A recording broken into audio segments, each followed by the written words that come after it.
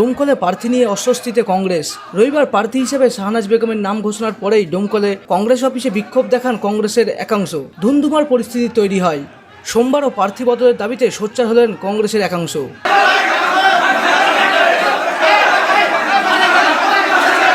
এই তৃণমূলের গায়ের গন্ধ আজ পর্যন্ত যায়নি যে মেয়েটা, তার নাম হচ্ছে শাহনাজ বেগম। তিনি এখনো জেলা পরিষদের মেম্বার। তাকে কোন কারণের জন্য টিকিট দিল অধীর চৌধুরী? আমাদের প্রশ্ন সেই জায়গায়, কোন কারণের জন্য, কিসের ভিত্তিতে, কোন ইন্টারেস্টে অধীর চৌধুরী এই তৃণমূলের সাজানো এবং তৃণমূলের পাঠানো এই মেম্বারটাকে, এই জেলা পরিষদের মেম্বারটাকে তাকে টিকিট দেওয়া হলো? এইটা আমাদের প্রশ্ন। আমরা এই মেম্বারের পক্ষে ভোট করব না, এই শাহনাজের পক্ষে আমরা ভোট করব না। আমরা চাই ইমিডিয়েটলি, কারণ আর সময় নাই, এই প্রার্থী চেঞ্জ করে নতুনভাবে প্রার্থী, যাতে আমাদের এই যে কজন নেতৃত্ব আছে তাদের মধ্যে যোগ্যতম যাকে মনে করবেন তাকে তিনি দাঁড় করাবেন এবং তাকে টিকিট দেবেন, এটাই আমাদের বক্তব্য।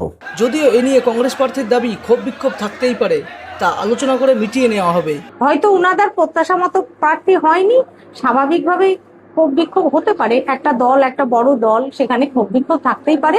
আমাদের নিজেদের মধ্যে আলোচনা করে সেগুলো মিটিয়ে নেওয়া হবে।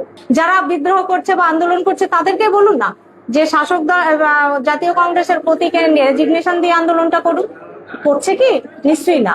আর আমি জনপ্রতিনিধিত্ব রেজিগনেশন দিয়ে এসেছি। ক্ষোভ বিক্ষোভের মাঝেই সোমবার বিকেলে ডোমকলে মিছিল করে প্রচার শুরু করলেন কংগ্রেস প্রার্থী Shahnaz Begum.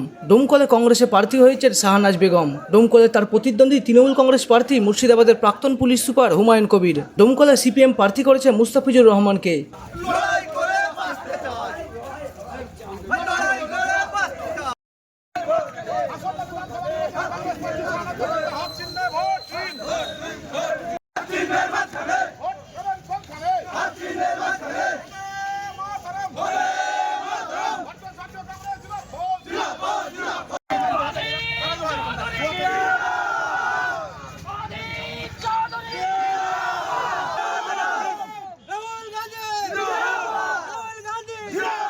Bureau report, Madhyabanga news. Manmohini health care, স্বাস্থ্য সেবায় অটুট শ্রেষ্ঠত্বের শিরোপা।